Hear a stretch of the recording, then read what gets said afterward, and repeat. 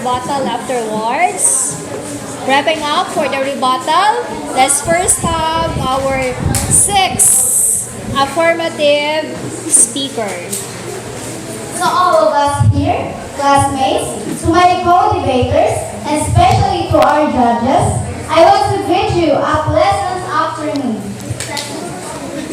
And affirmative side, I strongly believe that Awio should stay with Lunay because based on what Jeremy said, they are married and they need to fight for their relationship and face all the challenges of their life. And if they need to bear a child for that year and save that tribe, why do they adopt some child to save it? I know that everyone have challenges to their life, but I have also the solutions for that. And that solutions are don't give up and don't be hopeless. Just pray to God, because I know that God will give to you everything that you need. And I know also that every married person needs some child to build their family and to reach the happiness of their life. But what is the child if your marriage will be affected? That's why, for me, Awio don't need another woman aside from Lunay. Okay. First question. Do you think that Awio still love Lunay? Why Awio leave Lunay? Because Lunay is the first loved ones of Awio. Thank you for the wonderful answer. When you is Awio, did you leave Lunay and why? If it is really need, I will leave Lunay for the future of the tribe and to bear a child for the years. Do you think that Lunay's hurt what Awio's do? I beg your pardon, please. That's all. Thank you. Can you repeat the question? Repeat the last. Okay. What Awio's do? Yes, because alumni was expected that Awio will marry, that they will live each other and live happily ever after. Okay, thank you. 6 affirmative speaker.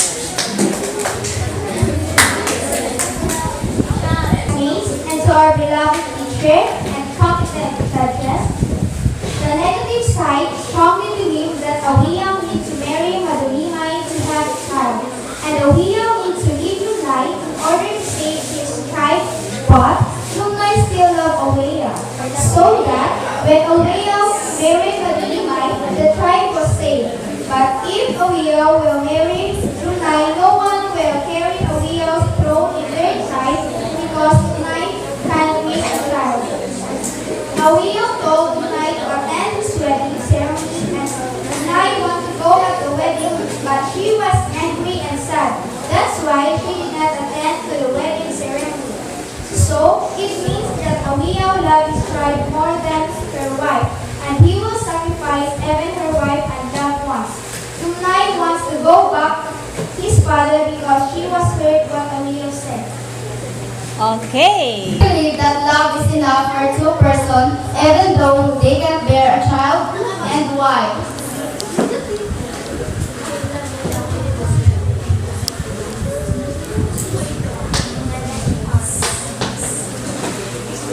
Again, you repeat. For you, do you believe that love is enough for two persons even though they can bear a child, and why? Love is enough for a two person because when they cannot bear a child, they can do to adopt for their own child. If you're in the situation of Madalumay, will you marry Awio? And even though the whole tribes are hurted, and why? No. When I lost madulimay, I cannot marry with a widow because it also, when madulimay is loved, when madulimay married a widow, the tribe was saved. When Lungnay and the widow married, the love was saved each other. If you're Lungnay, will you leave a widow forever? Why?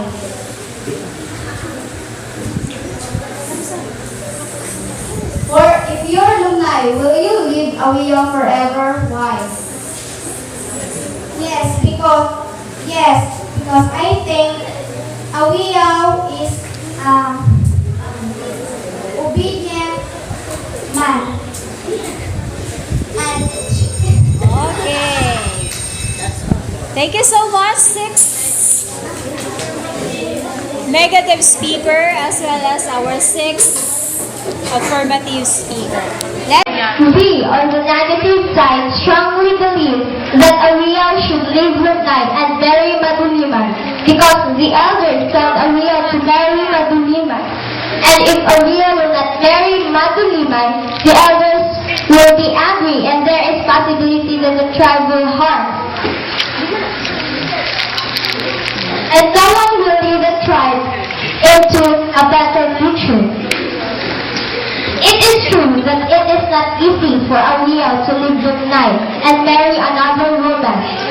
But who will place a widow to be the leader in the tribe and who will lead them in attacking the bandits that are destroying and killing their plants, vegetables, and animals in their farm? And in my opinion, Carla made a loophole because it is a personal attack because she said that Ruby Joy is very martyr. It's natural that Ruby Joy should be like that because she wants the tribe happy and far from war. That's all, thank you. Stay with Donna. The negative side said that if a widow cannot be a child, the tribe was scared to death. Why? Why the tribe blame a widow? A widow is not a producer. If they work hardly, they can get food. They can get the food to eat.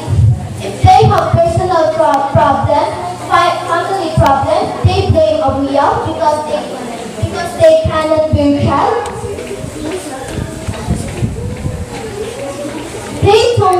They don't need a child for their happiness and to love for their happiness and to love each other.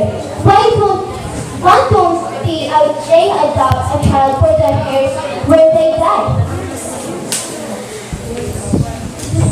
They don't need to follow the rules of the tribe because they have a freedom to choose.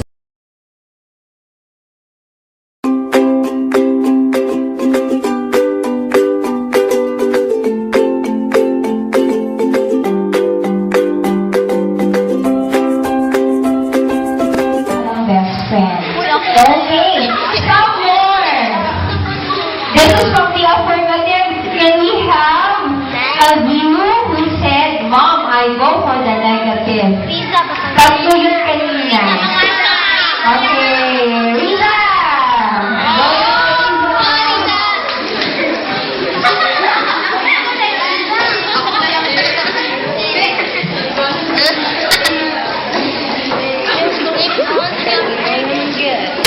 Negative side because a widow choose a long night and they cannot bear child who one can save the. I would like to point the same questions as I was asking kanina. What is the greatest factor of deciding that you go for the negative side? And that would mean it is okay to be married to another woman. What is the deciding factor?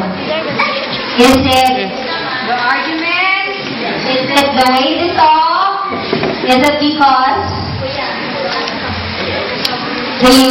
they ask you to do so?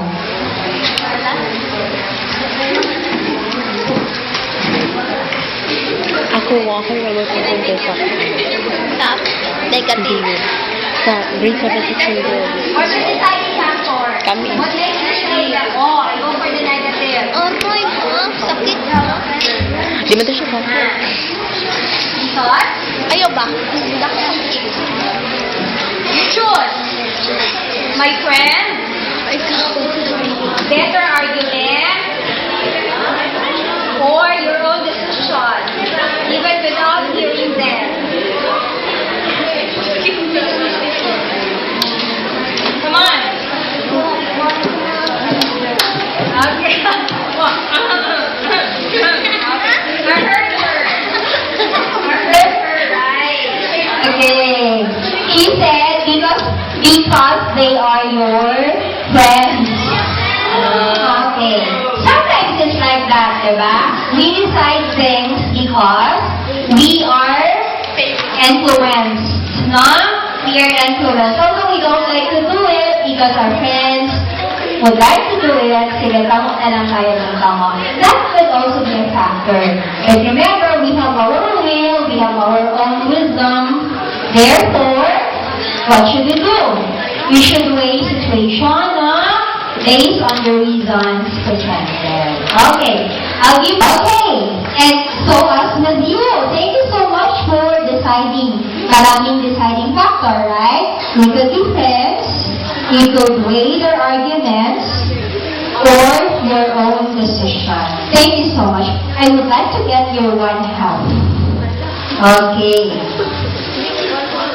You could take it off and just write your name for my reference this afternoon that you really did your thinking. Okay. You know what would be our next activity?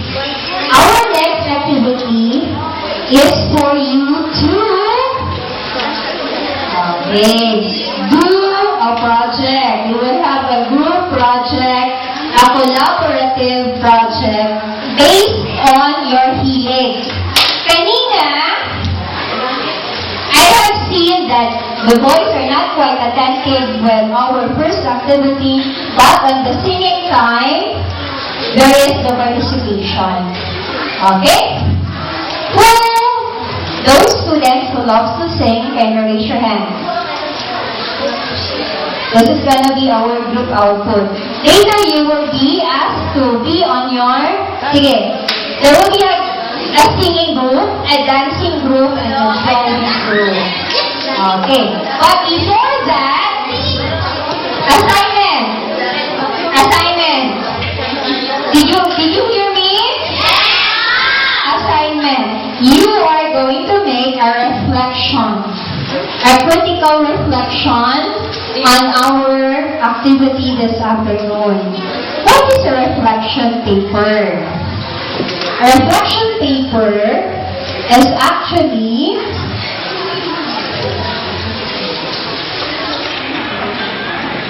you are going to write what you have learned from the lesson today. It's not only the content, but also the activities, the collaboration, things that you enjoy much, things that you didn't like, things that you wanted to do again and again. Yan po ang reflection paper. A minimum of 300 words in a one whole sheet of paper to be submitted tomorrow. Question.